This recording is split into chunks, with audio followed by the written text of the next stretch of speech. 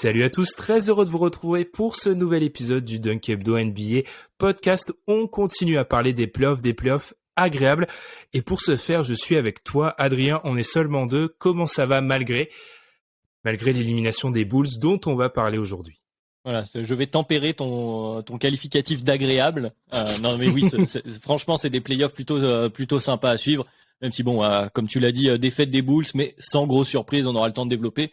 Donc ça va pas si mal. Moi, je t'avoue qu'on en parlera, mais de bons playoffs. Et puis aussi, ce petit cadeau des équipes de ne pas nous offrir de match 7, parce que je commençais vraiment à fatiguer. Donc, le jour de samedi nous a permis de recharger. Il y avait la draft NFL, il y avait beaucoup de choses en ce moment. Donc, merci aux équipes de ne pas avoir offert de match 7 maintenant, même si c'est vrai que la dramaturgie des matchs 7, on en attend toujours. Et je pense en ça, d'ailleurs, Adrien, je commence peut-être une intro un peu longue, mais c'est peut-être l'avantage du play-in, c'est qu'on a déjà eu des matchs coup près. Donc, on a peut-être moins la sensation de vide de pas avoir de match 7 parce qu'il y a quoi? Il y a 15 jours, on avait déjà des matchs très importants. Ouais, il y a ça. Puis comme tu le dis, ça fait quand même du bien parce qu'on sait que ça reste un petit marathon, les playoffs pour les fans de NBA de manière globale, mais pour nous aussi, où en saison régulière, on peut plus souvent se dire bon, aujourd'hui, je fais l'impasse, je regarde pas quelques matchs, c'est pas bien grave. Là, on a un peu envie de tout regarder, donc c'est vrai qu'au niveau sommeil, il faut tempérer. Les play-in étaient coup près, donc on a envie de les regarder. Donc là, c'est pas plus mal d'avoir un jour de repos, comme tu disais. Effectivement, j'étais dans un sale état samedi, si vous voulez savoir. En tout cas, aujourd'hui, on va parler de 3 équipes à l'Est qui ont été éliminées. On va parler des Bulls, on va parler des Hawks et on va parler des Raptors. Petit teasing, on aura un petit invité pour parler des Raptors et on va essayer de se demander d'abord que s'est-il passé, comment comprendre leur élimination et puis surtout, que peuvent faire ces équipes pour se projeter, peut-être passer le cap et passer un tour. Parce qu'on est d'accord, Gabin, que à l'exception de tu m'as appelé Gabin, mais sinon je suis d'accord. Adrien. Là là, j'ai révélé la suite. Bon, on va recevoir Gabin par la suite, notre CM pour parler des Raptors. On est d'accord, Adrien, du coup, à l'exception des Celtics, on a eu plus ou moins ce qu'on attendait au niveau des 4 équipes, au niveau des 4 cadors. Donc, on va essayer de se demander que peuvent faire ces équipes pour passer ce cap. Adrien, du coup. Alors, comme d'habitude, on vous invite à nous suivre sur les réseaux sociaux, sur Twitter, où vous pouvez retrouver Gabin, du coup. Et avec Antoine sur YouTube aussi et sur toutes les plateformes. Vous avez été très nombreux à suivre notre concours, donc on vous remercie. Pour être totalement transparent avec vous, je n'ai pas pu tirer encore le nom du tirage au sort à cause de petits problèmes de communication avec la NBA à l'heure actuelle, mais ça sera fait très rapidement. Et puis, vu que vous avez été très très nombreux, et ça j'ai été surpris à répondre par mail, on va faire une foire aux questions la semaine prochaine à propos des playoffs, des premiers tours, du second tour. Donc, si vous voulez nous contacter par mail pour nous poser une question, vous pouvez le faire également pour la semaine prochaine parce qu'on sait que souvent les FAQ, on les lance sur Twitter et que parfois c'est un petit peu compliqué. En tout cas, mon introduction est très très longue, trop longue. On a du pain sur la planche, donc on se retrouve juste après la pause pour parler de tes Bulls, Adrien. Adrien, tes Bulls, après 2 matchs encourageants, sont donc tombés face aux Bucks du meilleur joueur du monde, Giannis Antetokounmpo. J'essaie toujours de le placer quand je peux. Du coup, j'ai pas vraiment de questions parce que tu es notre spécialiste des Bulls. Comment tu as vécu cette série de ton côté? Tranquillement. C'est-à-dire que comme on est à notre place. Comme tu l'as dit, il y a le meilleur joueur du monde en face. C'est aussi les champions en titre. Alors c'est vrai que sur les 2 premiers matchs, on a eu un petit espoir, notamment après la victoire dans le deuxième, où les Bucks n'ont pas été impressionnants globalement sur le début de la série, où on a pu réussir, nous, à peu près s'en sortir, notamment avec un énorme DeMar DeRozan. Et c'est là-dessus que je voulais insister avant de rentrer dans les détails. Les Bucks ensuite ont pris la mesure finalement de ces Bulls-là, les Bulls à l'image de la fin de saison, où grosso modo notre attaque passait par la réussite de DeMar DeRozan. Les Bucks ont réussi à le piéger, à essayer de forcer un peu plus la décision sur les autres joueurs. Zach LaVine était à la fois diminué, parce que là on l'a appris, il va quand même passer sur le billard pour son genou, donc il était bien diminué, mais en plus bien défendu par Jrue, qui reste un des joueurs élites de la NBA pour défendre les extérieurs comme ça. Et puis Vucevic a fait son boulot, mais le reste de l'effectif était plus court. Voilà, les Bucks nous ont maîtrisés tout simplement. Donc sur les 2 derniers matchs, les 2 derniers matchs surtout, on a pris plus de 20 points. Il n'y avait pas photo, mais on n'est pas déçu globalement, je pense, du côté des Bulls, puisque on a des excuses déjà, et en plus globalement, ça reste une saison positive. Oui, je pense qu'il y a de ça. Je t'avoue que j'ai eu un vieux doute après le match 2. je me suis dit peut-être les Bucks qu'on avait dit pas vraiment sereins sur la saison régulière ou qui n'y régnaient pas sur la saison régulière. Et puis c'est vrai que notamment sur le dernier match coup près, ça a été assez réglé. Moi, je trouve, si on doit se projeter, peut-être que cette série a peut-être révélé votre absence. Et on l'avait dit ça avant le début de la saison, de joueurs capables de two-way players, capables d'impacter le terrain des deux côtés, sans être des stars, hein, mais des joueurs qui peuvent apporter des 3&D, etc. Je trouve que l'effectif en manque et on l'a vu. Là. Et il y en a un dans l'effectif. Il y en a un, mais il était blessé. En plus. Voilà. Il s'appelle Lonzo Ball. Ça a été un cruel manque, Lonzo Ball. Effectivement, il y a des limites dans l'effectif. On pourra parler de la profondeur, où on a vu aussi que les Bucks étaient une équipe taille champion, qui avait des joueurs capables de contribuer à un certain nombre de joueurs, beaucoup plus que nous. Mais Lonzo Ball a manqué notamment là-dessus, comme tu le disais, pour apporter déjà du tir extérieur. Alors c'est pas un joueur élite, mais ça reste quand même peut-être notre meilleur tireur à 3 points. Et aussi pour amener un peu de variété dans cette attaque, parce qu'avec un Lavine qui n'avait plus le premier pas pour faire la différence, même si à 100% ça aurait peut-être été aussi compliqué face à Giroud avec un DeMar DeRozan maîtrisé.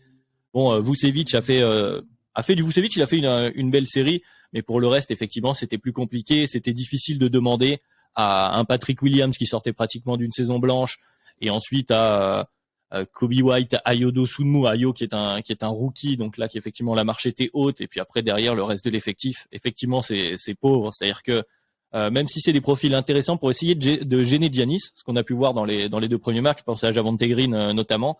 En attaque, Javonte Green, il mettra pas un tir, hein, c'est le dernier à l'efficiency field goal au true shooting percentage de tous les playoffs pour les joueurs qui ont fait plus de 10 minutes, à l'exception de Steven Adams, mais c'est un cas un peu particulier.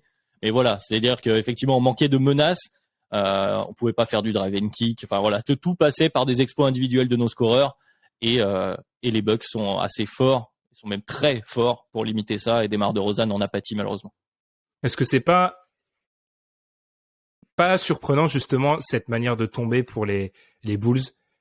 Enfin, vous tombez sur, je veux dire, en gros tomber parce que c'est difficile pour vos attaquants, notamment DeRozan, de marquer. Est-ce que c'était pas la fin attendue en fait? C'est ça.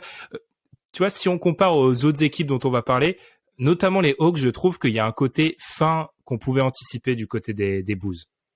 Oui, c'est un peu ça, sachant qu'en plus, les détracteurs de DeRozan vont s'amuser avec le fait qu'il a toujours fait ça, même aux Raptors où en playoff il a toujours eu des difficultés. Mais là, il manquait en plus d'options supplémentaires, parce que là où on pouvait douter, ou en début de saison les Bulls avaient une certaine hype, etc., c'est que c'était cette capacité d'alterner justement le gars qui va scorer, et aussi de pousser la balle, de jouer vite en transition, notamment grâce à Lonzo. Donc ça nous ajoutait un peu de variété dans les différentes attaques qu'on pouvait proposer. Là, une fois que tu es sur quelque chose de statique, mécaniquement, alors d'autant plus face à une bonne défense, mais mécaniquement, avec DeMar DeRozan, ça pouvait pas être Michael Jordan tout au long de la saison. Il nous a fait un stretch sur quelques matchs, à un moment donné, c'était incroyable. Il l'a fait sur le Game 2. Franchement, il a été très très fort. Il a mis des tirs sur les défenseurs des Bucks, Giannis y compris, et faut les mettre les tirs au-dessus de Giannis. Mais effectivement, sur une série, ça pouvait pas suffire. Donc c'est pour ça peu de surprises, et c'est pour ça pas trop de déception au final. On aurait aimé faire mieux, présenter une meilleure image en play-off, je pense, parce qu'on a réussi à se qualifier quand même. T'arrives en play-off, t'as envie de faire mieux, mais globalement c'était attendu, et il faut pas céder à la panique. Il faut juste identifier tranquillement, comme là on l'a un petit peu rapidement évoqué, les soucis qu'il peut y avoir dans l'effectif, ce qu'on peut bricoler à l'intersaison, et puis on redémarrera en essayant de faire mieux. Si on les identifie justement, Adrien, parce que c'est un peu l'objectif de l'épisode. Alors moi je t'avoue, quand on a commencé à parler de Lonzo, je commençais à être inquiet sur la répétition des blessures de Lonzo. C'est un joueur qui depuis sa saison rookie se blesse.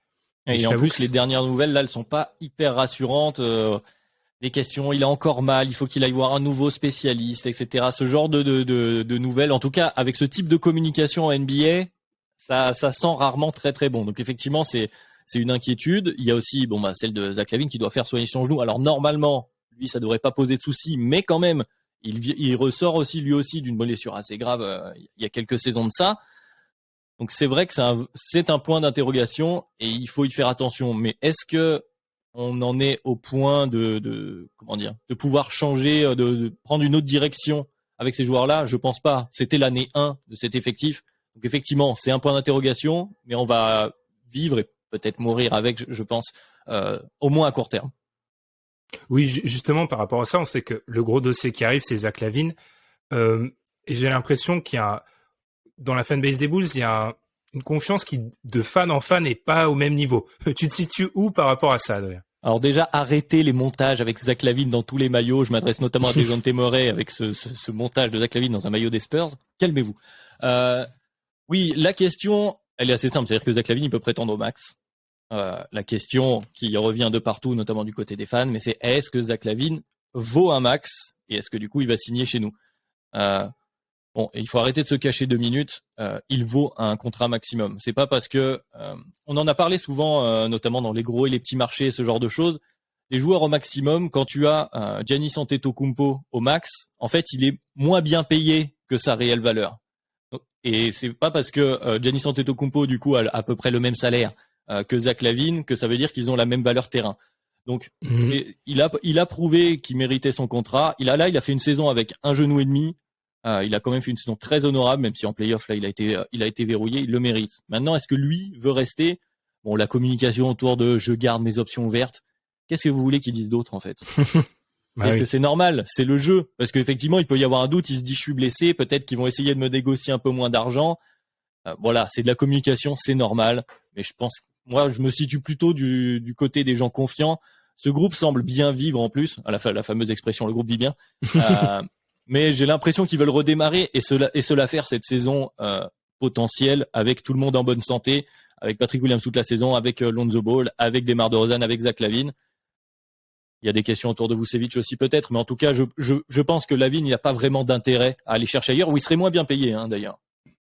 En plus, ouais. Puis c'est vrai que il y a toujours dans le max, il y a ceux qui le surperforment et ceux qui le sous-performent sur le max. Et c'est vrai, Adrien, que si tu commences à donner des max uniquement aux joueurs qui vont surperformer sur le max, il y a 6 joueurs qui ont le contrat max NBA, enfin 6 ou 8. Quand tu l'as pas dans ton effectif, autant le repayer. Si on se concentre sur la question aussi, comment passer un cap? Comment passer un cap, c'est uniquement de la progression en interne, la solution? Non, je pense pas. Ce serait un peu trop beau de dire ça. On a toujours envie de se le dire. Je suis le premier à espérer, à croiser les doigts tous les jours que Patrick Williams devienne un joueur All-Star et que ça, du coup, ça résolve tous ces soucis, notamment de profondeur à l'aile, d'avoir un TND, de tout ce que tu veux. Mais on va raison garder. Comme on dit, il y a des joueurs, je pense qu'on va garder, c'est certain. Mais là, en l'évoquant rapidement, il y a des soucis de profondeur, de profil sur l'effectif, à la fois sur l'aile donc. De besoin de shooter, parce que c'est quelque chose, voilà, quand Lonzo Ball est ton meilleur shooter, je pense que c'est pas assez. Troy Brown Jr. était plutôt un bon shooter. D'ailleurs, j'aurais peut-être aimé le voir un peu plus, que ce soit testé au moins sur un match de cette série par Donovan. Bon, ça n'a pas été forcément le cas. Et ensuite, il y a ce secteur intérieur. Donc là, il y a une vraie question. Il y a à la fois une question, alors j'allais dire philosophique, mais de profil de pivot titulaire, parce que Vucevic fait pas l'unanimité, même si, je le répète, je pense que c'est le meilleur bull sur cette série. Et il a fait beaucoup de bien et il n'est pas qu'un simple scoreur, c'est pas parce qu'il marque pas ses tirs qu'il n'a pas de valeur. Mais Vucevic ou pas Vucevic, de toute façon, alors je suis désolé, je sais qu'il y en a qui ont beaucoup aimé son passage, mais moi je veux plus jamais voir Tristan Thompson. Soit bien clair. C'est-à-dire que Tristan Thompson en pivot backup sur une série de playoffs, ça ne t'amène nulle part. Et ensuite, on l'a bien vu exposé par Giannis, qui est un profil particulier. On sait qu'ils sont 3-4 en NBA, les intérieurs inarrêtables. Mais le fait est que Derrick Jones Jr. Pareil, avec des minutes de pivot, il est trop frêle, etc. Donc je pense qu'il y a des choses à voir sur l'aile et sur la rotation intérieure avec, j'ai pas de nom en tête, mais genre type, mettons-le comme ça, Daniel Theis qui était un peu chez nous et ce qu'il fait maintenant aux Celtics. Voilà, ce type de joueur-là, par exemple, du côté des pivots, seraient des profils intéressants à regarder. De toute façon, Tristan Thompson, le seul endroit où on veut le voir actuellement, j'ai l'impression que c'est chez les Kardashians, parce que je t'avoue que beaucoup de fanbase qui l'ont eu en tant que pivot remplaçant avouent que c'est pas vraiment le choix premium actuellement. Donc, et effectivement, profondeur d'effectif, je suis d'accord, shoot. Mais moi, Vucevic, je trouve que même dans son passage de Orlando, c'était toujours un joueur qui se faisait critiquer sur ses perfs de playoff, alors qu'il est toujours digne en playoff. C'est rarement lui le problème de ses équipes en playoff, c'est souvent autour. Donc, ouais, là, on lui a un peu tombé dessus sur il met pas ses 3 points, etc. Il est tout seul à tirer. Donc déjà, il faut qu'il les prenne, parce que sinon, il n'y a pas d'espace. Et ensuite, c'est pas sa qualité première. Et pourtant, il en a mis pas mal. Il a une bonne vision de jeu aussi. Je trouve qu'en défense, il a été plus qu'honnête tout au long de la saison et même sur cette série. C'est pas un joueur bête, Vucevic. Il a des limites, mais c'est un joueur intelligent. Et je pense c'est facile de tomber dessus, en fait, parce que c'est voyant quand il rate quelque chose. et donc du coup nécessairement t'as un peu envie de le cibler rapidement, mais c'est pas le point central numéro 1. Cela dit, peut-être qu'il faut quand même rester à l'écoute au niveau de son profil. Je sais pas si c'est le plus pertinent, mais je fais pas partie du tout des grands procureurs de Vucevic sur cette saison. Surtout qu'il faut regarder dans le rétro, Vucevic, vous l'avez eu pour un joueur qui avait 2 ou une sélection All-Star au moment où vous l'avez eu, vous l'avez pas eu pour très cher. Donc, je pense qu'il faut être honnête aussi sur la valeur qu'aura le joueur sur le marché. Oui, ceux qui pensent que Wendell Carter aurait été meilleur, calmez-vous tout de suite. Hein. Ouais, on voit Adrien qui vit pour ses Bulls, mais effectivement, je pense, et on va peut-être conclure là-dessus si t'as pas rien à rajouter sur les Bulls. J'ai quand même l'impression, et c'est rare parce que souvent les équipes qui sont éliminées au premier tour, il y a certes un sentiment, alors on a fait les playoffs, mais de l'autre, j'ai l'impression que cette fanbase des Bulls, elle est vraiment heureuse de ce qui s'est passé cette année. Oui, parce que alors après, il y a toujours cet esprit de revanche. Les fans des Bulls, on les connaît. C'est pas à toi que je vais faire le topo. On aime bien le côté, on parle pas assez de nous, on nous a sous-estimés, c'est notre revanche. Donc effectivement, avec ce fameux article Démarre de Rosanne et la pire signature de l'intersaison, il y a tout cet esprit de revanche qui ressort. Donc effectivement, il y a de ça. Et en plus, comme tu dis, on est à la fois content de faire les playoffs, notamment parce que la deuxième partie de saison était pas flamboyante, parce qu'on était au coude à coude avec Miami en tête de la conférence à la fin à la première moitié de la saison, au All-Star Break. Donc déjà, on est content d'y être. Et puis parce que après une sortie comme ça, même si elle est attendue, tu vois des potentielles progressions assez évidentes. C'est-à-dire que je dis, on n'était pas à 100%, et en plus, il y a des choses qui sont réglables sans trop de soucis. On n'a pas besoin justement de trade pour trouver un gros scoreur, par exemple, comme une autre équipe dont on risque de reparler. Donc, tu es forcément positif. Et juste un truc, parce que je sais que tu voulais conclure, et je veux le caser, Alex Caruso est un superbe joueur de basket. Voilà. Oh, tu peux partir 5 minutes sur Alex Caruso, Adrien, c'est ton moment. Alex Caruso est un énorme joueur de basket. Alors malheureusement, c'est pas un shooter très très fiable, donc parfois ça a été compliqué, mais s'il a moins bien shooté sur cette série, il est aussi revenu de blessure d'ailleurs, que s'il a pu faire pendant la saison, mais c'est un excellent défenseur. On parle beaucoup dans les guards, dans les Defensive Player of the Year, il en est peut-être pas là, mais c'est un joueur très intelligent, il est très souvent bien placé, il est très vocal, on le voit beaucoup parler pendant les temps morts. Alex Caruso a une énorme valeur pour ces Bulls là, et franchement c'est peut-être la plus grosse erreur. À chaque fois que je le vois jouer, je me dis mais les Lakers sont fous. Il aurait pris moins, et voilà, j'adore Alex Caruso, je tenais à le dire. Ah, ça va, il va prendre un peu le rôle de ce joueur qui crève pas l'écran, mais qui a beaucoup de valeur pour les fans de la franchise.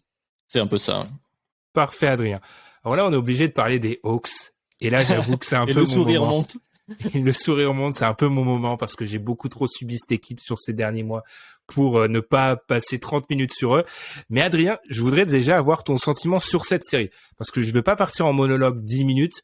Donc, les Hawks sont probablement, mais je vais essayer de me contrôler. Ils ont perdu 4-1 dans une série où ils ont quand même été extrêmement en difficulté sur le match 1 et 2. Il y a petit espoir du match 3 et ils sont dominés dans le match 5 alors que le Heat a ni Kyle Lowry ni Jimmy Butler. T'en as pensé quoi de ces Hawks sur cette série? Bon, tu l'as dit, ils se sont fait rouler dessus. Il y a un moment, il faut commencer par là. Il faut dire les termes. Alors, je vais être très critique après, donc j'essaye d'être mesuré sur le début. Ouais. Non, mais il faut dire les choses. Mais un peu de la même manière que les Bulls, même si les Bulls, on a eu un semblant d'espoir. Je pense que les Hawks, ils l'ont jamais vraiment eu, mais ils ont été totalement maîtrisés par le Heat. C'est-à-dire qu'ils ont été maîtrisés sur leur façon de jouer première. C'est-à-dire que les Hawks, on en parle très souvent, c'est une forte attaque. Pourquoi? Parce que Trae Young. Voilà, c'est l'une des équipes les plus héliocentrées, pour reprendre le terme consacré, de la NBA. Tout passe par la création de Trae Young, qui est toujours élite. Hein. C'est pas parce qu'il a galéré sur cette série que les gens doivent se dire que Trae Young est fini. On n'en est pas encore là. Même si je te vois faire la moue, et j'imagine que tu as trouvé des limites. Mais justement, moi, ce que j'ai trouvé hyper intéressant, ce que j'ai préféré dans cette série, c'est Erik Spoelstra. C'est la défense du Heat sur Trae Young pour grosso modo, exploiter les failles de l'héliocentrisme sur les aides pour le pousser à faire les passes que eux voulaient, et ensuite voir ce que pouvaient faire Werther, Hunter, même John Collins, qui tu veux, et faire lâcher la balle à Trae Young, qui du coup a essayé de forcer des plays qui étaient pas les bons, qui a fait beaucoup de turnovers, qui a eu un turnover ratio vraiment ridicule, notamment pour un meneur de jeu héliocentré, c'est pas possible. Donc voilà, c'était une maîtrise du Heat avec tactiquement, j'ai envie de dire, au-delà des différentes performances individuelles. Alors, la mousse sur le niveau, sur la suite pour les Hawks, on en parlera. Je pense que, moi, je suis content que cette série s'est passée ainsi, pas pour le résultat final, mais parce qu'elle a illustré beaucoup des problèmes des Hawks. Et je pense qu'il y a rien de mieux que cette série-là. D'abord, offensivement, c'est très intéressant ce que tu dis, Adrien. Pour moi, ce qui s'est passé l'année dernière, dans le cheminement des Hawks en playoff, il y a une chose qui n'a pas été assez répétée, c'est qu'on avait déjà vu des limites à leur attaque.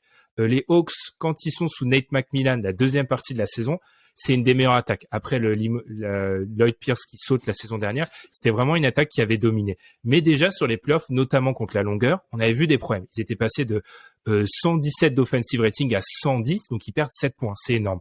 Cette année, alors la chute est aussi vertigineuse, ils passent de 116 à 108.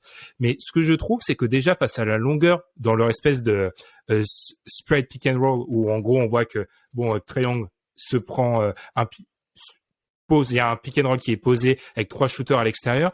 Cette phase de jeu-là, c'est la base de l'attaque de Nate McMillan avec les Hawks, et le Heat était préparé à le défendre. Ce que j'ai vu, moi, sur cette série, qui, du coup, je l'ai dit, je suis assez content pour la suite pour les Hawks que ça a été exploité, c'est d'abord l'absence d'alternative. Ils savent jouer que comme ça. Et en ça, moi, je rapproche beaucoup l'attaque des Hawks de la défense du Jazz. C'est-à-dire qu'ils sont très forts pour exploiter les équipes qui ne sont pas préparées à ça face à la qualité de passe de triangle. Mais le jour où tu es dans une série de playoffs où l'équipe d'en face est préparée à ça, ils n'ont pas d'alternative. Je pense que ça a illustré aussi les problèmes défensifs des Hawks, mais surtout la complémentarité douteuse de Kevin Huerter avec un triangle. Je pense que ça, il faut changer. Ça a illustré aussi que DeAndre Hunter est une partie de leur avenir, je pense, pour eux, et que ça, ils en ont vraiment besoin. Et que, tout simplement, cette équipe des Hawks, elle va devoir faire un choix philosophique qu'elle n'a pas fait la saison dernière. C'est est-ce qu'on vit sur le déséquilibre? Est-ce qu'on est prêt à accepter qu'on sera jamais une bonne défense et qu'on est prêt à passer full attaque? Parce que je pense que ces Hawks-là ne seront jamais une bonne défense. Ça fait beaucoup de choses en une, et effectivement, c'est une vraie question. Déjà, pour revenir sur la neutralisation de Trae Young, comme tu le disais, de ce fameux pick and roll, une des forces de Trae Young, c'est notamment, et Alan avait beaucoup insisté dessus au tout début, Alan qui aime beaucoup Trae Young, hein, évidemment, et qu'on salue, c'est plus que son pull-up et que son drive and kick, etc., c'est sa prise de décision à mi-distance. En fait, il crée un momentum après le premier pick. On est tous fatigués. Oui, forcément. Il crée un momentum après le premier pick, où il va soit snake le pick and roll, etc., se retrouver en mid-range, et là, il prend la décision souvent, soit pour glisser pour son intérieur, soit pour ressortir, etc. La longueur à la fois à laquelle il avait dû faire face précédemment, et là, la stratégie du Heat, c'était de l'empêcher de générer ce momentum-là, et donc de prendre des décisions qu'il n'a pas l'habitude de prendre. Effectivement, une fois sorti de ce schéma, comme tu l'as très bien dit, il n'y a pas d'alternative. Et donc là, on va se poser cette question, c'est-à-dire que ce que tu viens de dire, c'est est-ce qu'ils peuvent décider d'être uniquement une équipe offensive? Alors peut-être, mais il va te falloir autre chose, parce que là, pour l'instant, des fois, tu pouvais survivre grâce à Danilo Gallinari. Tu vas pas pouvoir faire ça pendant encore 4 ans. Ils vont le couper en plus. Enfin, au niveau du salary cap, ils vont le couper cet été. Donc Voilà. Et donc, qu'est-ce que tu vas faire derrière? C'est une vraie question. Honnêtement, là, tu la poses. J'ai pas de réponse, mais il va falloir trancher quoi du côté d'achat. Tu vois, ce qui me déçoit, c'est qu'on en soit à se poser cette question-là. Pour moi, il y a un vrai problème avec cette équipe, et je l'ai dit, c'est qu'ils n'ont pas réévalué leur effectif. C'est peut-être le moment où je vais faire un monologue. Coupe-moi, Adrien, si j'en fais un. Du coup, si on remonte avant à l'arrivée de Travis Schlenk en 2017. Donc Travis Schlenk prend les rênes d'Atlanta. C'est un peu la fa d'Atlanta, un peu fort du milieu des années 2010. Travis Schlenk prend l'équipe. Budenholzer reste 1 an. Budenholzer part. C'est la première vraie intersaison du GM. Souvenez-vous, Travis Schlenk arrive avec le Pedigree Warriors.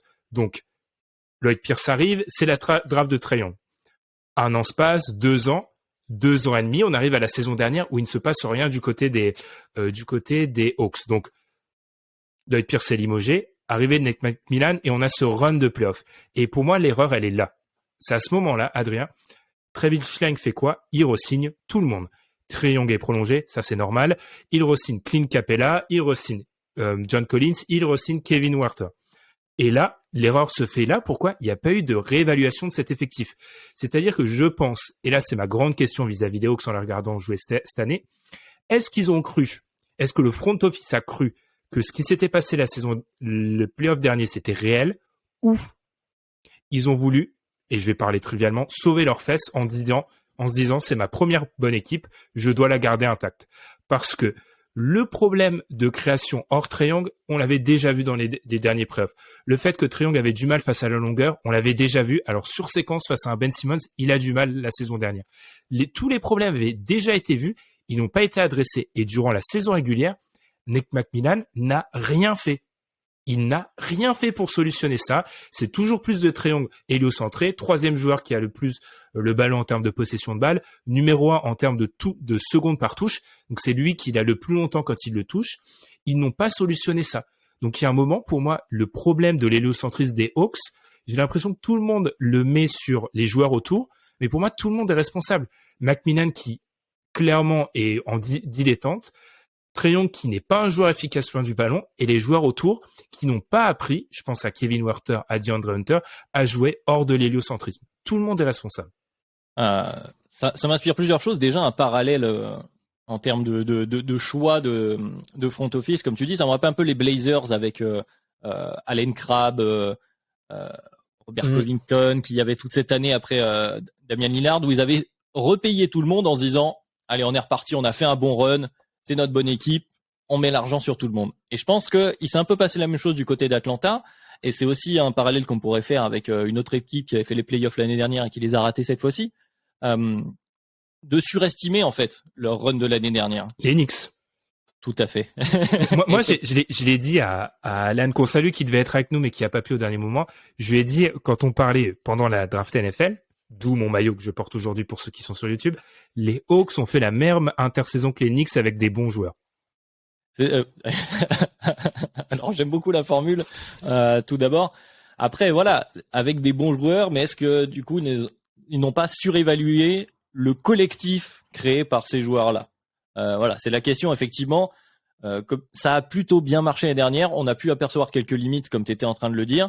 Ils n'ont pas voulu le solutionner, ils sont partis. Tu vois la question que tu me posais sur les Bulls il y a quelques minutes, genre est-ce qu'on peut solutionner en interne? Bah eux à cette question, ils ont décidé de répondre oui, ça devrait le faire parce qu'on a des jeunes joueurs, des Hunter, Werther, même Bogdanovic, John Collins, Trae Young. Bon, je te dis, ils vont progresser et ça va fonctionner. L'expérience, alors celle-ci, mais même l'expérience des Blazers précédemment montre que c'est pas aussi mathématique que ça et que parfois, dans une saison, les choses se passent bien. T'as des joueurs qui perfent à leur max. Parfois, t'as un collectif qui prend. L'année d'après, ça va pas forcément être la même dynamique. Et que la stabilité, c'est bien, mais trop, c'est peut-être un piège, justement, en NBA. Et je pense que c'est ça la leçon à tirer du côté des Hawks. Et que là, il va falloir... Alors je sais pas, il faut pas tout changer. On n'en est pas là. Bien sûr que tu vas continuer avec Trae Young comme franchise player. Ça paraît évident. Donc il faut bricoler autour. Comme tu le dis, Trae Young, il t'oblige à jouer une équipe plus offensive que défensive. Il ne devrait pas y avoir trop de soucis là-dessus. Peut-être que c'est autour sur le type de profil qu'il va falloir regarder. En tout cas, ça pose de vraies questions parce que là, on a vu des vraies limites. Mais moi, je suis assez fasciné par cette équipe qui, dans la manière dont elle a été prolongée cet été, et je reviendrai sur le cas de Clint Capella qui pour moi est révélateur, on avait l'impression, ils ont été gérés comme une équipe de vétérans en fait. Et ça, je trouve ça fascinant. C'est-à-dire que on a acté que le run de la saison dernière comme si c'était pas le premier. C'est-à-dire, on re-signe tout le monde en termes, comme des remerciements. Il y a cet article, très bon article de Chris Fincher qui suit les Hawks pour The Athletic, qui expliquait que, en début de saison, et ça, je l'avais noté, il y avait une d'éclat de crayon qui expliquait que, la saison régulière, c'est pas comme les playoffs, c'est difficile de se motiver. Il y a eu d'autres sorties qui ont été super, et je trouve très révélatrices plus tard dans la saison, où les Hawks ont dit, c'était au début du mois de novembre, mi-novembre, où les Hawks disent, ah oui, maintenant, on n'est plus vraiment les chasseurs, on est les chassés. Et moi, je trouve ça très intéressant, c'est qu'en fait, cette équipe-là, je pense qu'elle s'est parfois vue beaucoup plus forte qu'elle n'est. C'est-à-dire qu'elle avait un peu la chaise réservée pour les playoffs. Et c'est là où je trouve ça fascinant. C'est qu'en fait, à un moment, ils n'ont jamais eu cette chaise réservée là. Et c'est là où moi, je mets une partie de la responsabilité sur le front office. C'est parce que en payant tout le monde, t'envoies un signal. C'est ce que j'allais te dire, hein. C'est cette responsabilité. Tu peux le reprocher aux joueurs d'une certaine façon, mais c'est pas leur métier à eux d'avoir le recul et la sagesse de se dire peut-être pas et d'envisager toutes les options. Et comme tu le dis, effectivement, quand tu donnes de l'argent à tout le monde en disant on est reparti, vous inquiétez pas, on a confiance en vous, justement, tu vas accentuer cette chose-là. Et si tu sais, parce que tu les connais, tes joueurs, normalement, tu les côtoies un petit peu, qu'ils ont peut-être cette tendance-là à vite prendre trop la confiance, entre guillemets, bah justement, c'est une erreur de professionnelle, en fait, du front office.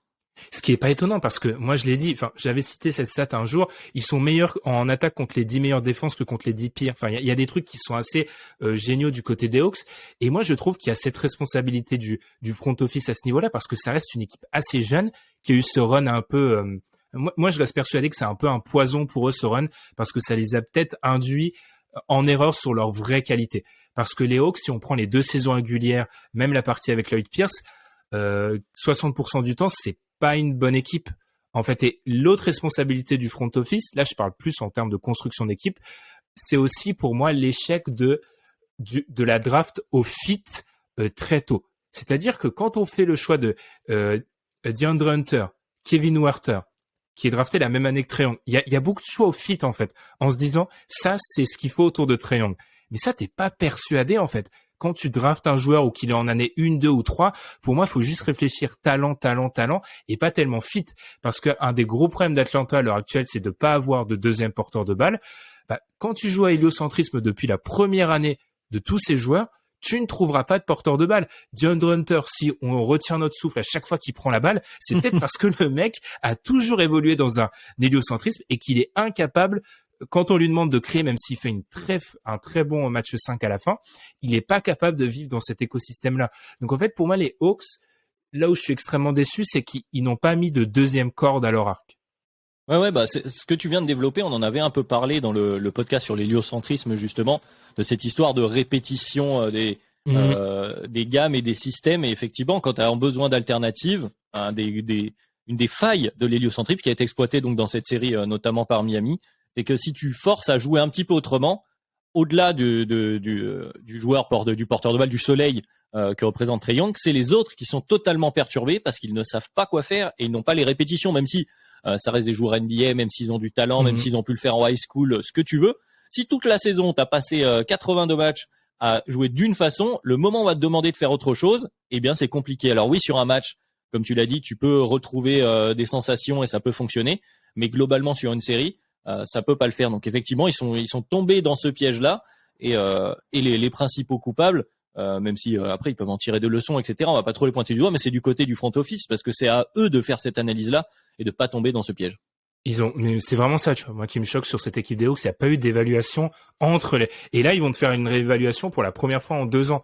Par exemple, on se plaint souvent des Hawks ils sont pas à 100%, ils sont pas blessés. Alors ça, déjà, je l'avais dit, je crois, il y a 3-4 semaines, les équipes qui parient sur le nombre sont jamais au complet, en fait. C'est une espèce de loi mathématique. Et puis, on repaye, par exemple, si on retourne à l'année dernière, quand je cite les joueurs qui ont été payés, on paye John Collins qui, depuis sa saison 2, est toujours blessé. John Collins rate 15 matchs par an, environ. Il a été re-signé. Clint Capella, depuis ses derniers temps à Houston, est quand même parfois soumis aux blessures. Il a été prolongé. Et c'est là, tu vois, le cas Capella où je trouve qu'il y a vraiment, au niveau du front office, manque total de logique. Onyeka Okongwu, pour moi, c'est une des pièces du futur. Assurément. C'est vraiment une des bonnes surprises, entre guillemets, même de là sur cette série. C'est vraiment un joueur il a plu chez Dunk Hebdo, hein. Il y a eu quelques messages comme ça. Ah, mais franchement, je trouve qu'il apporte, et c'est très facile de voir le profil qu'il peut apporter, un 5 capable de défendre small ball. Il a dit qu'il allait travailler sur son tir. J'ai même écouté les conférences de presse de fin de saison d'Atlanta. J'étais beaucoup trop investi dans cette équipe. Et du coup, il a dit qu'il allait travailler sur son tir. Mais l'intersaison dernière, tu prolonges Clint Capella 2 ans. Vous allez me dire, bon joueur, etc. De base, le contrat de Clint Capella devait s'arrêter cette année. Donc, à l'aube de la 3e saison de Onyeka Okongwu. Donc, en gros, fin de saison de Capella, Okongwu prend les rênes et il a 2 ans avant que tu le payes. Prolongation de 2 ans d'Okongwu, qu'est-ce qui se passe? Le contrat de Capella se finit 1 an après le contrat rookie d'Okongwu. Donc, tu fais comment? Tu mets ton pivot à 22 millions sur le banc ou tu donnes les rênes au joueur qui est peut-être pas encore prêt dans un effectif où vu que tu vas flirter avec la luxury tax, tu vas avoir des obligations de résultats. Le cas Capella, pour moi, il est vraiment significatif parce que au Congo, je trouve, si on n'est pas dans une logique court-termiste, il doit voir le terrain. Je pense qu'il faut faire un peu à la Robert Williams, peut-être le mettre sur le terrain trop tôt pour qu'il progresse assez rapidement et qu'il puisse offrir année 4 de la plus-value parce que c'est un profil vraiment intéressant. Mais comme tu as voulu re-signer absolument tout le monde en donnant, c'est Bobby Marks d'ESPN qui le rappelait, plus de 300 millions sur l'intersaison, bah là, tu te retrouves face à un problème. Donc là, j'ai beaucoup parlé, Adrien. C'est quoi la suite pour les Hawks? Justement, ce que ça m'inspire, c'est on va mettre de côté l'aspect financier dans ce que je vais dire parce que ça rajoute d'autres problématiques, ça devient un peu plus complexe que ça.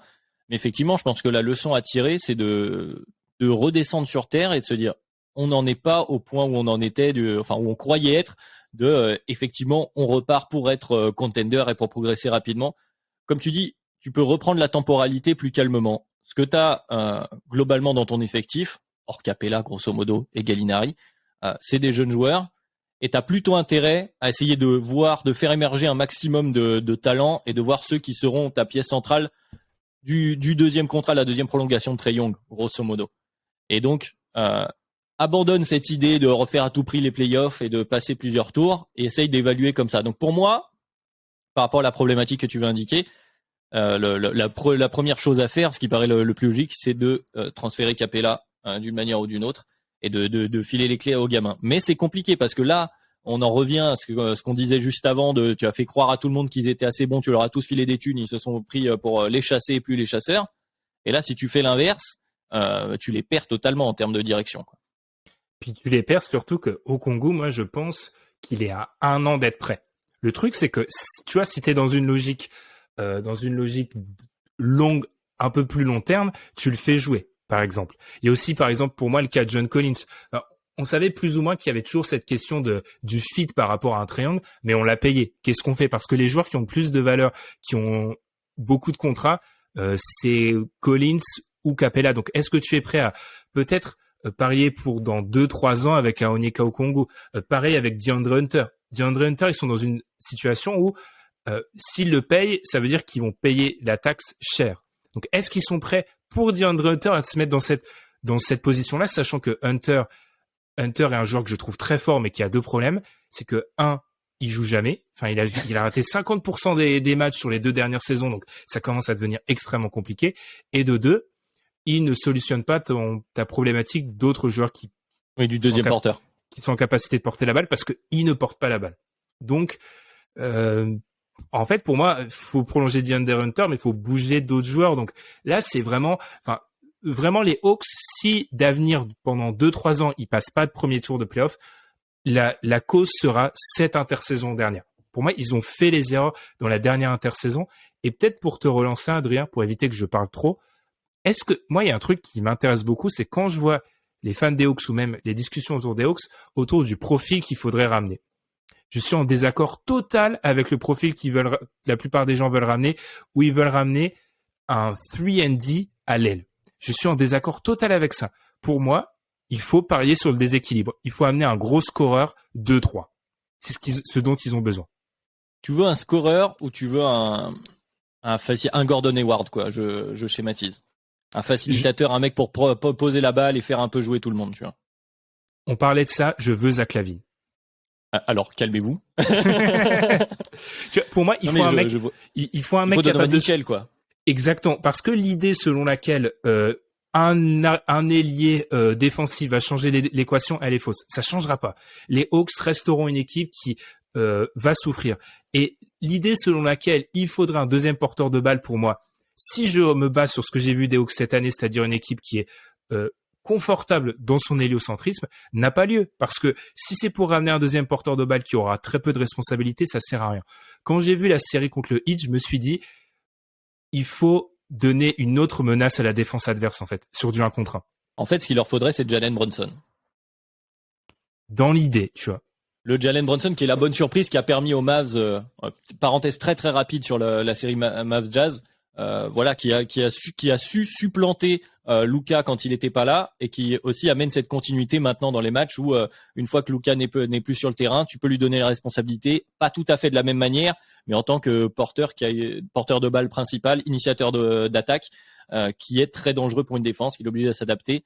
C'est ce type-là qu'il leur faudrait, quoi.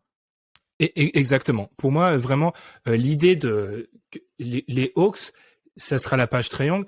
Je ne pense pas qu'avec Trae Young comme défenseur, ils auront une défense top 10. Je pense pas. Enfin, pour moi, toutes les périodes où ça s'est matérialisé pour eux, c'est comment dire, avec un Capella cette année qui a été un peu moins bon dans la protection de raquette. Pour moi, c'est pas possible. Il faut qu'il joue sur le déséquilibre. Et sur cette série aussi là, Trae Young loin du ballon, ce n'est pas Stephen Curry. Non, c'est là qu'on voit que la valeur de Stephen Curry, effectivement, loin du ballon. La différence. Déjà, tu vois, la différence physiquement déjà. Regardez, faites ce que j'ai fait. Regardez le hit les rares fois, parce que Nate McMillan, fallait quand même pas faire trop de changements offensifs quand on était mené 3-1 dans une série. Bref, quand Trae Young est loin du ballon, les joueurs du hit disent OK, on va te faire payer pour y aller. C'est-à-dire que tu vas te prendre. Ça fait un peu penser. J'entendais, je sais plus dans quel podcast, il parlait beaucoup de Kevin Durant qui prenait des coups face aux Celtics, pas des coups méchants, mais des coups. Il faut que tu ailles mériter ce ballon. Le basket est un sport de contact. Bravo, le basket est un sport de contact. Et ben, ils obligeaient Trae Young à venir mériter ces coups-là, et ça, ils le payent de l'autre côté.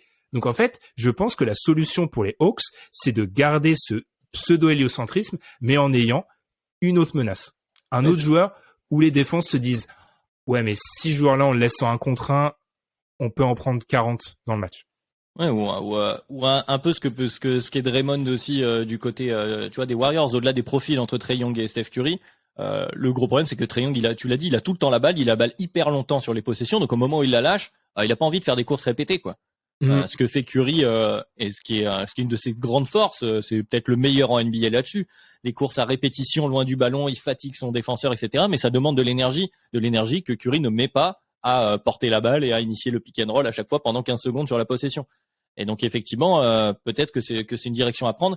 Mais une dernière question, parce qu'on commence à faire longtemps sur les Hawks, et puis on a un invité qui nous attend. Mais est-ce que dans ton idée de Trae Young qui est là, tu pourras pas avoir une bonne défense parmi les profils qui peuvent arriver à droite, à gauche, et je mets du côté le cas de l'effectif actuel, parce qu'on a parlé de Congo et de Capella, mais théoriquement, est-ce qu'un Rudy Gobert pourrait te faire changer? Tu n'adhères pas à cette... j'imagine bien, c'est pour ça que je te la lance. Mais non, mais j'adore cette question, parce que j'ai passé une partie de la saison les yeux dans les Hawks à me demander si on me donnait, tu vois, effectif à plat, on me met juste Trae Young, qui est le joueur qu'est-ce que tu fais? Tu veux le plus à côté de lui. Et je pense pas que ça soit Rudy Gobert. Je pense sûrement pas que ça soit Rudy Gobert, parce que d'abord, sur le pick and roll, qui est l'action, on l'a dit, de base, du côté des Hawks, je pense que Rudy Gobert est un bon joueur de pick and roll, mais je pense qu'il apporte pas la verticalité de Collins, et un peu moins. Capella, elle a un petit peu moins. Donc je pense que ça, c'est très important. Et surtout, les équipes, le profil d'équipe qui a posé problème, c'est quoi Adrien? C'est une équipe avec que des ailiers. Quel est le style d'équipe qui pose problème à Rudy Gobert? C'est des équipes où 5 out. En fait, pour moi, ils ont la même faiblesse. C'est ça ils ont la même faiblesse, en fait. C'est les mêmes 5 qui vont leur poser problème. Donc, pour moi, c'est pas la solution, Rudy Gobert. Surtout que les Hawks, leur problème en défense sur de la saison régulière, c'est l'investissement. Sur des séries de playoffs, c'est différent. Mais en cela, il y a de ça, mais leur rim protection est aussi pas ouf. Voilà. Soyons honnêtes. Mais je pense que c'était important aussi d'en parler, parce que c'est une théorie intéressante. Alors je pense que sur la verticalité, tu sous-estimes un peu Rudy. Je pense qu'il est capable. Je pense que Rudy Gobert, il verrait plus de ballons quand même avec Trae Young que ce qu'on peut voir dans des situations plus favorables que ce qu'on peut voir du côté du Jazz. J'ai été dur là-dessus. Mais globalement, j'entends. Mais je pense que ça vaut le coup peut-être de se poser la question. Mais de toute façon, comme on l'a dit, ils ne peuvent pas vraiment le faire, parce que tu fais quoi? T'envoies Capella et Okongwu pour Gobert? Ce serait un peu étrange. Mais bon. Ça serait un peu étrange. Ça voudrait dire aussi que... Ce sera passé en termes d'argent aussi, mais c'est un autre problème. Tu vois, ton secteur intérieur, tu le rebloques, c'est-à-dire que tu n'auras même pas essayé l'expérience Okongwu. Enfin bref, il y a beaucoup de choses. Et t'as raison, on a un invité, donc on va devoir finir. Dernière chose, c'est la preuve. C'est une équipe qui est desservie par l'écart de plus en plus grandissant entre la saison régulière et les playoffs. C'est-à-dire que ce qu'ils ont vu dans les playoffs, ça fait 2 ans qu'ils l'ont pas vu. Enfin, ils ne voient pas ça en playoff. Leur action de base est contrée. C'est pour ça que j'ai fait le parallèle avec le Jazz, parce que pour moi, c'est très parlant. Pourquoi changer une recette à la place de Nate McMillan? Pourquoi je m'embêterais à changer cette recette-là quand elle marche en saison régulière, alors que j'aurais des joueurs pas tellement bons balle en main? et boum, j'arrive en playoff et des faiblesses sont révélées au grand jour. Je pense que c'est une question qui va devoir se poser dans le futur pour les équipes qui veulent se baser sur une attaque héliocentrée. Parce qu'il faut que, si elle est héliocentrée dans une certaine limite, il faut qu'il y ait quand même une variété de jeux qui puissent faire qu'elle soit pas aussi facilement contrable par une analyse vidéo sur une série comme celle-ci en playoff. Faut que c'est des mecs plus capables de faire des mecs, non, que ce soit le soleil et les mecs autour, capables de un peu de varier, comme peuvent le faire par exemple Dallas, faire le parallèle de l'autre côté, puisque c'est un peu l'autre équipe comme ça, où tu vas avoir d'autres joueurs qui vont te permettre un peu de t'adapter et de pas laisser la défense juste dire, ok, on bloque Luka Doncic, c'est fini. C'est pas aussi simple que ça quand tu joues les Mavs, c'est peut-être un peu trop simple quand tu joues les Hawks. Deux solutions, des joueurs capables de porter le ballon et de marquer sans l'initiation du soleil, et des joueurs capables de initier un minimum d'attaque. Les Hawks sont ni l'un ni l'autre à l'heure actuelle. Ok. Je vais m'arrêter là, parce que j'avais encore beaucoup de choses à dire sur les Hawks. J'imagine. Ils m'ont trop frustré cette saison. Du coup, on va marquer une petite pause, une chose exceptionnelle en milieu de podcast, et puis on se retrouve avec Gabin. Je l'ai un peu grillé en début de podcast, pour parler de ces Raptors. Et pour cette dernière partie de ce podcast à propos des Hawks, des Raptors et des Bulls, on finit par l'équipe que j'ai citée en deuxième, tout est logique, les Raptors. Et on a un invité pour ça, c'est Gabin, notre community manager avec Antoine, qu'on salue, lui aussi malheureusement éliminé au premier tour avec ses Pelicans. Comment ça va, Gabin? Ça va super bien. Très excité pour les matchs de ce soir. On a 2 rencontres du deuxième tour à l'heure européenne, faut en profiter. Et sinon, je vais super bien, et vous? Ça va, mais aujourd'hui, il faut que tu nous parles de tes Raptors. Donc Bien les sûr. Raptors ont perdu au premier tour contre les Sixers dans une série où on a pu croire à un moment à un retour. Donc première chose, comme on a fait un peu avec les autres équipes, quel est ton sentiment sur cette série en particulier? Très heureux, parce que on partait super mal. Déjà, dès le début, on a vu qu'on défendre Embiid, ça allait être très compliqué. Il a mis des cartons game 1, à chaque fois plus de 30 points jusqu'au game 1, game 2, game 3. Il nous a démoli dans la raquette. Et encore, on a pas mal réussi à le contenir. Notamment, j'ai beaucoup aimé la Precious Achiuwa, qui a fait du très beau boulot dessus. Mais voilà, j'avais un petit espoir. Je me suis dit, on peut être l'équipe chiante qui va les prendre. Au final, on prend 3-0, net, à part le game 3 où il y a eu un petit espoir. Prolongation, on prend le buzzer beater. Bon, là, je me suis dit, c'est quasiment fini, en fait. Et finalement, Doc Rivers Legacy, on arrive en jouant la force collective. Et c'est surtout, je pense, lié aussi à la blessure de Embiid qui l'a limité. On arrive à revenir. Je suis très content du coup de cette série parce que je m'attendais à beaucoup pire, à bien pire que ça. Et ça prévoit que du bon pour la suite. Justement, la suite, on va en parler. Je lancerai après Adrien, notre fan des Bulls, qui a déjà eu son heure de gloire à propos des Bulls. Donc on va enchaîner avec toi, Gabin. Dans cette série, est-ce qu'il y a des choses c'est un peu l'idée de cet épisode, hein, est-ce qu'il y a des choses que tu as vues qui ont activé des petites lumières pour la suite, où tu t'es dit, justement, si on veut passer un cap, il faut faire ça maintenant pour dans 2 ou 3 ans. Il faut garder Siakam, absolument. Je sais pas pourquoi, dos au mur, c'est devenu une machine. Il nous a fait des grosses performances. Je ne l'ai pas reconnu sur la série. Il était vraiment au-dessus de tout ce qu'il a montré avant. Donc, je l'ai trouvé très impressionnant. Ensuite, Scottie Barnes, c'est qu'un rookie. Et ça, j'avais tendance à l'oublier, mais il est impressionnant. Donc, mais la performance de Siakam, elle me pose un énorme souci. C'est qu'il y a toujours cet embouteillage au poste chez les Raptors. C'est-à-dire que en fait, Barnes et Siakam sont des vrais postes 4, mais on a tellement de talent qu'on est obligé de faire jouer les deux et du coup, ça délaisse un peu le côté poste 5, c'est-à-dire qu'en saison régulière, on jouait souvent small avec Siakam au poste de pivot, mais Siakam, il fait 2 m 3. Donc c'est pas exceptionnel et je pense pas que sur le long terme, ce soit possible de continuer avec Siakam poste 5. Mais du coup, qu'est-ce qu'on fait? Est-ce qu'on joue small ball ou est-ce qu'on transfère du coup Siakam? Et c'est vraiment horrible comme question parce que il fait des performances incroyables. Il est vraiment à sa place chez les Raptors, mais il y a vraiment un embouteillage en fait. Il y a trop de talent au poste 4 et on ne sait pas comment faire pour régler ce problème. Est-ce que c'était ton sentiment aussi, Adrien, qu'il y avait peut-être un embouteillage du côté des Raptors?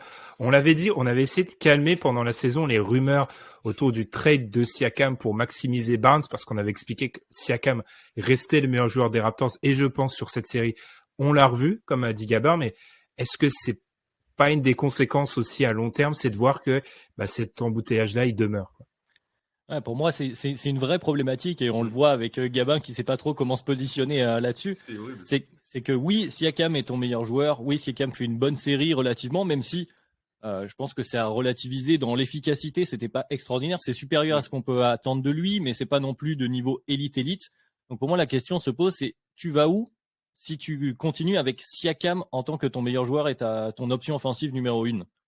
C'est ça, là, pour moi, la question, c'est de la création offensive globale des Raptors, qui n'a pas été extraordinaire. Bon, là, dans la défense, Gabin en a parlé. Normalement, c'est une équipe solide défensivement. Ils sont tombés contre les Sixers. Ils ont le deuxième pire defensive rating des playoffs, mais c'est parce qu'en face, le match-up était pas bon. Mais c'est l'offense, moi, qui pose vraiment de questions de à quel point tu vas vouloir continuer dans cet objectif Van Vliet, Siakam, parce que bon, on a moins vu Van Vliet à la fin puisque je jouais plus, mais en gros, qui sont les garants de la création offensive avec Gary Trent qui peut mettre des shoots. Est-ce que c'est vraiment ça qui peut t'emmener plus loin à l'étape d'après, ou est-ce que tu n'as pas justement à faire un choix en te disant soit j'utilise la valeur justement de Siakam actuellement, ou quelqu'un d'autre d'ailleurs, parce que tu as un effectif qui est pas très très profond, mais avec plusieurs joueurs avec une certaine valeur marchande. Je pense que Chris Boucher va faire des envieux notamment cet été. Voilà, il y a un vrai choix à faire et je pense que la réponse elle n'est pas aussi évidente malgré la bonne performance de Siakam sur cette série. C'est ça, mais les Raptors, c'est un effectif rempli de très très bons role-players en fait. Et du coup, si on doit se positionner sur un trade, je pense qu'il y a beaucoup de pièces qui pourraient être intéressantes à aller chercher pour les autres équipes. Mais ensuite, mais tu vas chercher qui? C'est ça en fait. Quel profil? C'est toujours le problème. C'est quel profil? Si on va chercher un pivot, il faudrait que ça soit un des meilleurs pivots de la ligue, sinon je vois pas forcément l'intérêt. Et ils sont tous bloqués en fait. À part j'allais dire Gobert, mais il coûte beaucoup trop cher. Moi, j'ai pas forcément envie de. J'ai entendu je crois que c'était chez The Ringer, un podcast américain, le concept de Gobert dans la défense des Raptors. Tu marques plus un point, mais alors par contre, au niveau du offensivement, on avait déjà dit que c'était difficile. Là, ça devient compliqué. C'est ça en fait. On est déjà bon défensivement. Après, c'est dans la raquette, je trouve qu'il y a des problèmes, mais ça c'est par rapport au profil qu'on a qu'on rencontre ces problèmes. Mais si on doit gérer un problème, c'est surtout la création de jeu. Mais je ne vois pas qui bougeait peut-être Gary Trent Jr. pour apporter un deuxième vrai porteur de ballon à côté de Van Vliet. Moi, je le trouvais la saison dernière, j'aimais beaucoup le combo Laurie Van Vliet, avec Laurie comme véritable premier porteur de ballon, comme organisateur. Là, cette année, Van Vliet, c'est pas non plus un excellent organisateur. Il a beaucoup de qualité, mais c'est pas.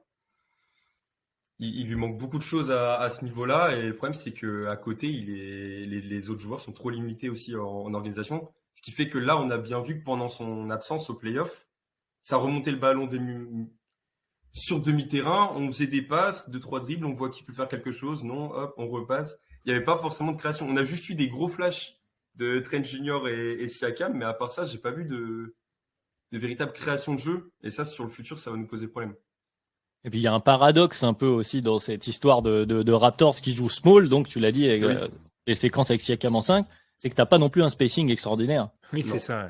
Et t'as pas vraiment de shooter vrai spécialiste. Alors Gary Trent est un bon joueur qui peut avoir des coups de chaud, mais c'est pas un spot-up shooter classique, on va dire, pour des kick-out. Voilà, vous avez le 10e nombre de 3 points pris sur le premier tour, sachant qu'il y a 16 équipes, 14e au pourcentage. Voilà, c'est une équipe qui n'est pas très bonne à l'extérieur. Alors, t'es capable de marquer à mi-distance avec beaucoup de joueurs différents. Tu peux aller au cercle parce que t'as des ailiers physiques, etc. Ouais. Mais paradoxalement, t'as pas non plus un spacing incroyable. Donc, tu peux insister dans cette idée de small ball, en tout cas en saison régulière. Bon, t'auras toujours un problème quand tu vas affronter Embiid, Antetokounmpo, Jokic. Enfin bon, ce type de joueurs-là.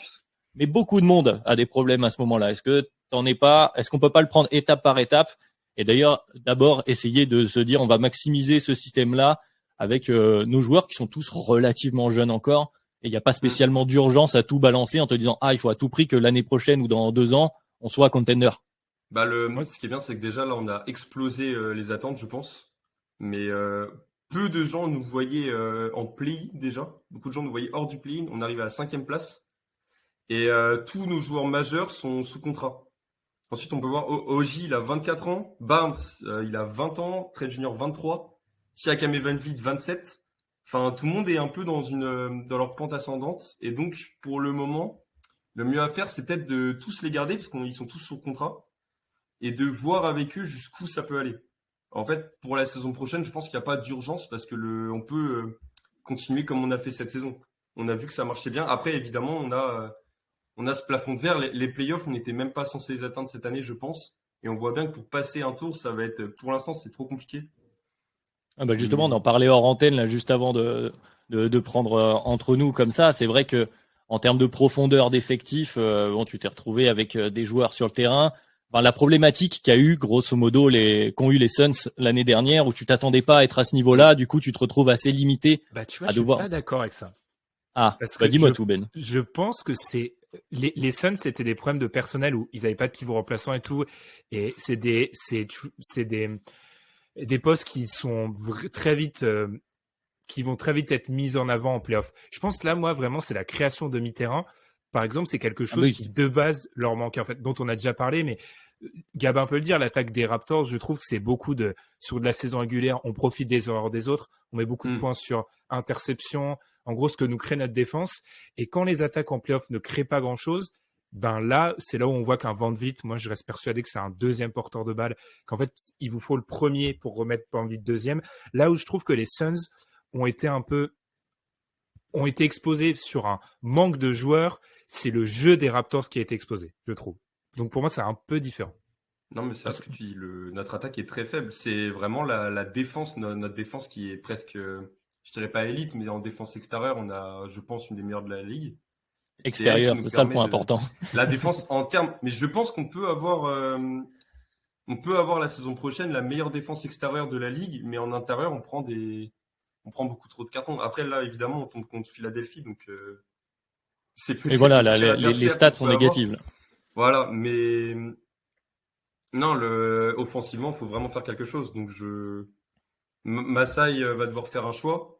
C'est soit on continue comme ça, mais on aura ce plafond de verre qu'on pourra pas transpercer tant qu'on n'aura pas un vrai créateur de jeu. Soit là, ça part sur un trade, mais pour aller chercher qui? Idéalement, un poste 1 ou 2 qui est très bon offensivement. Mais j'ai pas forcément de nom en tête. Non, mais par rapport à ce que tu as dit, par rapport à ce que vient de dire aussi Ben, je pense que t'es pas pressé, t'es en avance sur le. C'est toujours la question qui se pose sur ces équipes qui surperforment une année, et il faut faire attention à pas vouloir griller les étapes. Je salue les Knicks au passage, et à pas se voir plus beau que ce qu'on est, et à vouloir tout de suite changer, faire des trades, il nous faut du talent, etc. C'est ça. Doucement, ça s'est bien passé. Tu peux identifier assez facilement, comme tu viens de le faire, Gabin, quelques difficultés qui peuvent être ces faiblesses qui peuvent être compensées avec des bonnes signatures de free agent. Il faut être là pendant l'été. Tu peux changer quelques-uns de tes role players selon qui veut rester, qui veut être un peu trop payé, etc. Mais globalement, je pense que se positionner sur un gros trade, un blockbuster trade, et qui est souvent, quand tu es dans ce type d'équipe-là, la star où il y a quelques doutes dessus, donc ça va être un pari, de la même manière que Kemba Walker, par exemple, au Knicks, pour reprendre le même parallèle. Je pense que c'est un risque qui est pas nécessaire du côté des Raptors et qu'il faut mieux y aller à tâtons, on va dire. Pour une vieille expression. Et en plus, honnêtement, je m'emballe peut-être un peu, mais j'ai vu des flashs chez Scottie Barnes de création qui me font penser qu'en termes de création, ça peut être le deuxième joueur de l'équipe. Il est encore jeune, mais faudra lui laisser le temps. Mais c'est très encourageant, en fait, ce qu'on voit avec lui. Est-ce qu'il va accentuer la problématique Siakam ou Scottie Barnes au bout d'un moment? Ouais, malheureusement. En plus, il est tellement fort que... Mais c'est intéressant parce que d'un côté, ils doivent pas griller les étapes, mais de l'autre, comme l'a dit Gabin au début, il y a tellement de role-players qui pourraient être insérés dans une équipe qui gagne, qui peuvent se mêler à la discussion de toutes les superstars ou stars qui vont être tradés dans les prochains mois, prochaines années, parce qu'il y a des joueurs qui intéresseront directement. Donc pour moi, à ce niveau-là, c'est super encourageant. Et puis, je trouve que leur jeu leur permet d'avoir un bon plancher de saison régulière. C'est-à-dire que bien défendre et profiter des erreurs des équipes adverses, c'est pas un hasard ce qui s'est passé sur cette saison régulière. Je pense que c'est une équipe qui aura toujours le niveau du play-in minimum parce que certaines équipes sont pas prêtes en milieu de saison régulière à faire face à une énorme défense sur les postes arrière et à l'aile. En fait, ça risque de poser beaucoup de problèmes. Et du coup, je lâche un nom, juste pour voir ce que ça en penserait Gabin. Donovan Mitchell. Parce qu'on sait qu'il y a tout un tas de discussions, mais c'est ce que ce type de profil-là, qui serait ton initiateur premier en attaque, alors plus pour lui que pour les autres, mais bon, on connaît Donovan Mitchell. Beaucoup plus pour lui. Beaucoup plus pour lui, mais t'as une grosse défense derrière, c'est un peu comme ça que ça a été compensé du côté d'Utah pendant longtemps, et c'est un peu votre force à vous aussi. Est-ce que c'est ce type de profil, ou est-ce que tu serais prêt à te positionner et à balancer un des joueurs avec une vraie valeur, parce que pour Donovan Mitchell, va falloir du package, quoi. Mais Donovan Mitchell, j'y avais pensé, et j'avais pensé aussi à Bradley Beal, un peu dans le même cas. C'est deux joueurs qui colleraient parfaitement. Et le problème, c'est que tu lâches qui C'est toujours la question. Ouais, voilà. En fait, il y a les noms qui pourraient être intéressants pour les équipes en face, ça serait Gary Trent, Anunoby ou Siakam. Parce que VanVleet, je pense que le but, c'est de le garder. Parce que sinon, c'est le même problème. Si on prend Bradley Beal, très bien, mais on n'a pas de deuxième organisateur, on n'en a plus qu'un. Donc, il faudrait faire VanVleet et un autre joueur comme Mitchell ou Beal. Et il est free agent, Chris Boucher. Chris Boucher va être free agent. Maintenant, la question, c'est est-ce qu'on le garde ou pas, sachant que Precious Achiuwa a été très très bon. C'est la contrepartie majeure qu'on a eue contre Kyle Lowry. Et je suis très content de ce qu'il a fait. Donc lui, c'est vraiment ça va devenir notre... pas forcément notre pivot titulaire. En fait, ça dépend des match-ups. C'est ça qui est intéressant quand il y a un pivot important en face. On aime bien mettre Achiuwa en 5. Et ça colle parfaitement, je trouve. Mais Boucher, et je pense que les Raptors vont vouloir garder. Et ensuite, en free agent, il y a Tadeusz Young. Et alors là, je n'ai aucune idée de ce que compte faire le front office avec Tadeusz Young, il faudra voir. Mais tu vois, si on prolonge la question qu'a pu te poser Adrien, est-ce que tu penses que les Raptors sont prêts, dans le cadre d'un échange, par exemple, à échanger un choix de draft? Est-ce qu'on est assez bon maintenant dans le processus pour se dire, en fait, un choix de draft, on sera toujours pas loin des playoffs, donc on peut l'envoyer, ou alors non, c'est encore trop précieux pour nous? Mais sans vouloir m'enflammer, je pense que l'effectif, il est prêt à juste accueillir une énorme star offensive, et c'est parti pour le titre. Le titre. Non, mais c'est parce que en défense, on est élite. On a beaucoup en fait, on a peu de joueurs négatifs. Ils sont tous utiles à leur manière, mais surtout en défense. Et je pense qu'il nous manque juste ce joueur qui devient le leader offensif de l'équipe et qui nous emmène loin. Donc je pense que oui. Maintenant, ça dépend de qui on parle, en fait. Comme toujours. Pour un Bill ou un Mitchell, un tour de draft, je pense pas que c'est une contrepartie exagérée. Ouais, si tu mets des joueurs en plus et quelques tours de draft, ça peut se comprendre. Mais moi, je suis complètement dans cette idée-là. Je pense que vous êtes à un ou deux gros joueurs offensifs. Un de viser d'être des candidats sérieux en playoff, peut-être deux, parce que je trouve que c'est vraiment de toutes les équipes que j'ai vues en playoff en termes de création sur demi-terrain. Sans être méchant, Gabin, je pense que les Raptors étaient derniers. Je pense vraiment que c'était l'équipe la plus anémique dans la création offensive.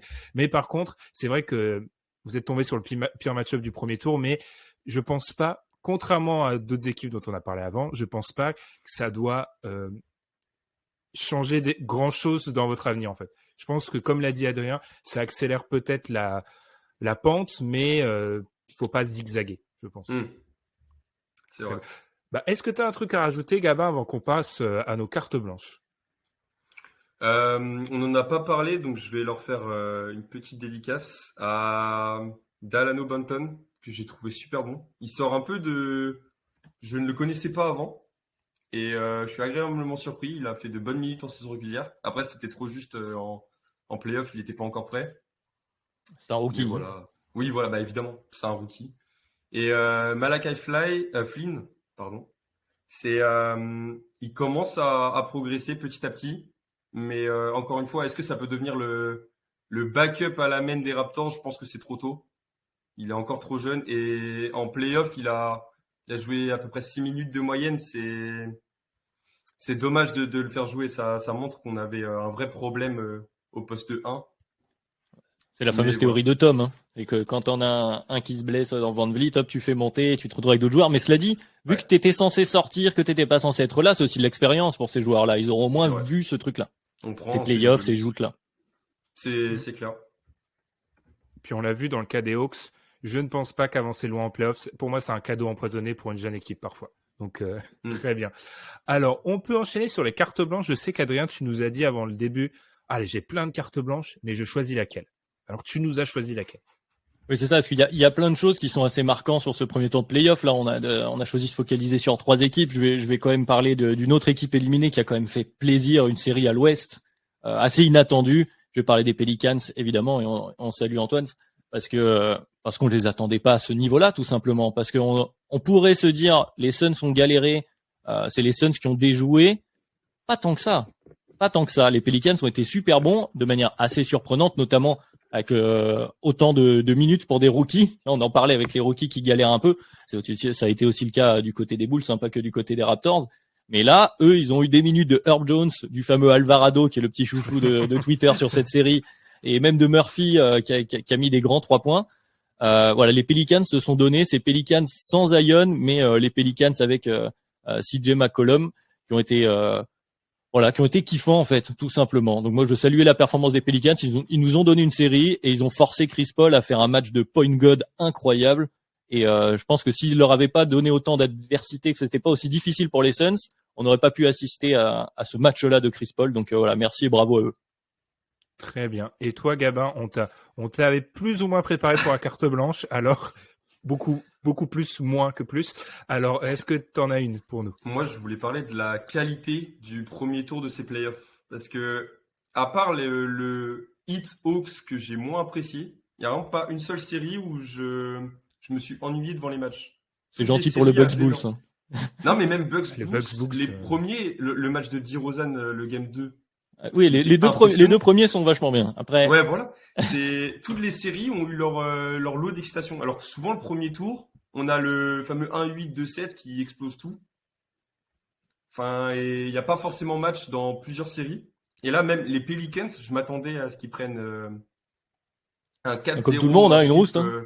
Voilà. Et finalement, j'ai vraiment apprécié regarder cette équipe jouer. Donc, non, je suis très satisfait du premier tour et ça envisage que du bon pour la suite des playoffs. Bah, je vais rendre hommage à une autre équipe éliminée, Minnesota, qui sur sa série, je pense, sur les 6 matchs, c'est peut-être la meilleure équipe la plupart du temps, mais qui arrive à prendre 4-2. Donc il y a rien de plus. C'est ce que nous a dit Tom beaucoup. Ouais, c'est ce que Tom a dit beaucoup, et c'est vrai qu'en voyant les matchs, je trouve qu'il a plus ou moins, et même plus raison.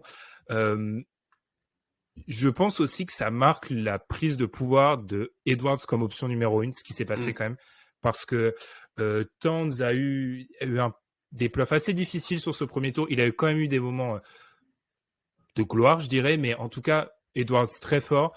Après, oui, cette équipe-là, ça rejoint un peu cette idée qu'on a beaucoup répétée. Elle était peut-être pas prête pour être là. J'admire aussi la qualité qu'a eu Memphis.